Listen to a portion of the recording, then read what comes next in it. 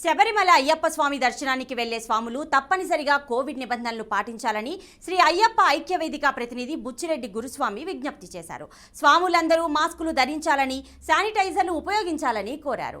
Bag Amberpet Ayyappa దేవాలయంలో అయ్యప్ప ఐక్యవేదిక ఆధ్వర్యంలో స్వాములకు మాస్కులు పంపిణీ చేశారు. ఒక్క కేరళలోనే 2000 పైచిలుకు పాజిటివ్ కేసులు నమోదయ్యాయని, శబరిమలలో రద్దీ దృష్ట్యా అక్కడికి వెళ్లే స్వాములు జాగ్రత్తగా ఉండాలని బుచ్చిరెడ్డి సూచించారు.